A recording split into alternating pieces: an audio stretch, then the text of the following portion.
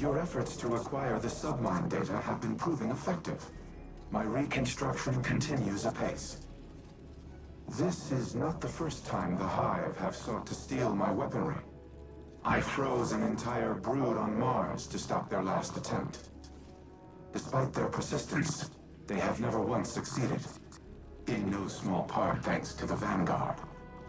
This time will prove no different. My diagnostics indicate that we nearly have enough data to complete the repair cycle. Once the warsats are under our control, I will lay waste to the Wrathborn. If they so desire to witness the power of a war mine, then I will gladly oblige.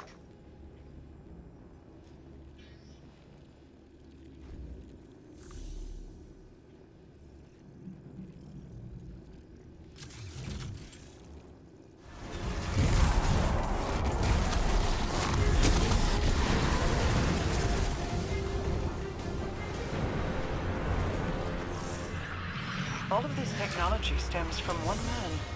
His touch ripples through history, humanity, and into the future. And yet, he is monstrous. If one day, after my passing, the Awoken look upon my works, will I embody the same prolific notoriety as Clovis? To be remembered through a veil of lies and hidden atrocities. Some already think of me that way. Your consideration of this alone differentiated you from Clovis Bray. He has never weighed the moral implications of an action. We have both committed terrible wrongs. Our attempts to right those wrongs are what keep us from becoming our worst selves. We have no time for pleasantries, Osiris. I bring grim tidings. My Techians have been trying to make sense of Xivu Arath's tactics. Her armies are legion, yet she commits minimal forces to battle. Minimal forces?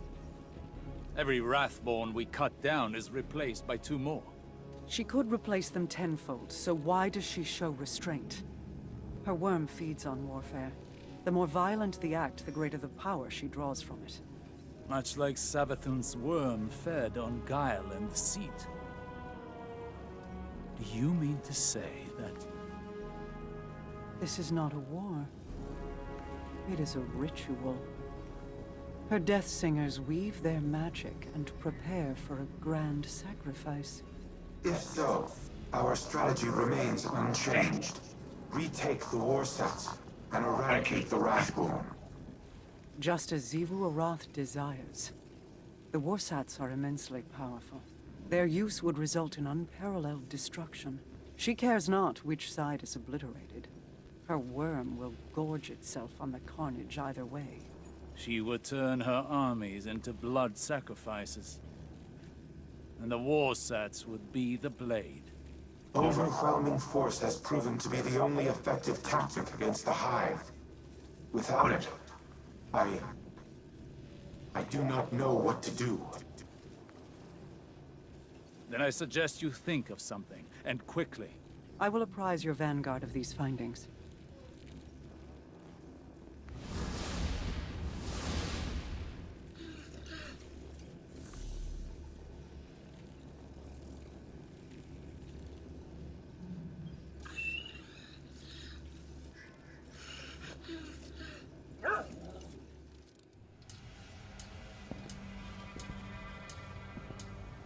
The warsats are a means to an end. Xivu Arath will bask in the destruction they bring, and open the ascendant plane above Earth, as she did on Tora Bottle. It does not matter who pulls the trigger. We must cease our efforts to restore the war mind. No.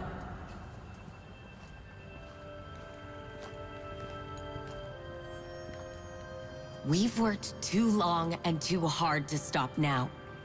Rasputin is our best shot at winning this war. That is precisely my concern. He is a weapon made to be wielded. He is more than a weapon. He's our ally.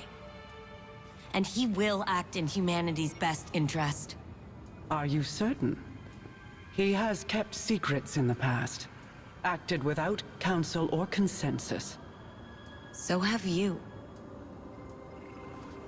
Rasputin's made mistakes. But he's learned from them. The same as the rest of us.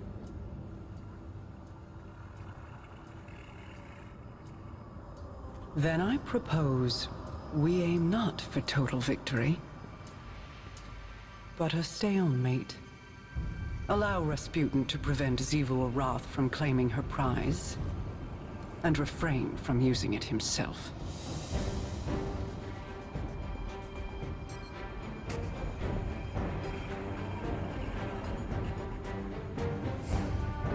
It's settled then. We hold the line.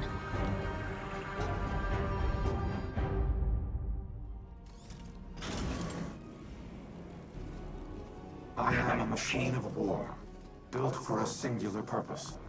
To destroy any and all threats to humanity. Clovis and I disagreed on what constituted such threats, but not on the means to the end. On Mars, I developed the escalation protocol to combat the Hive. Ever-increasing application of force in the face of rising opposition. Was I playing into Xivu Arath's hands even then? Has she always accounted for my methodologies? What purpose do I serve if my actions place humanity in danger? Am I even capable of developing a solution without mass destruction? This is a calculation I have never had to make. It will take time to run the necessary combat simulations. Follow the directions of the Vanguard in the interim. I will contact you if and when I have determined our...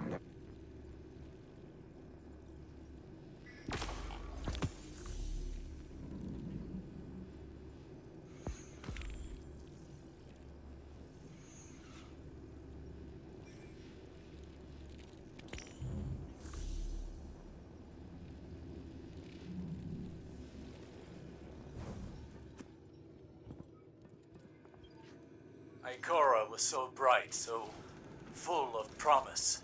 How she glowed. Like the light filled her. But it was her eyes that convinced me to take her as my apprentice. What did you see in them? Hunger. She was desperate to prove herself back then. I knew the feeling well. And you know it again now. When Ikora looks in my eyes, what do you think she sees? Everything that she always has. She pities me, Mara. As you and I have pitied others. Those who hang on our every word. Your cultists, my people. Do not mistake Ikora's pity for disdain. If she pities you, it is out of love. I have no love for the cult of Osiris. No. Ask me what I see when I look into your eyes, Osiris. I will not, but you'll tell me just the same. I see a man who is afraid he'll never be able to live up to the expectations that other people have placed on him. A man so afraid to hurt or be hurt that he spent his very long, very accomplished life holding those same people at arm's length.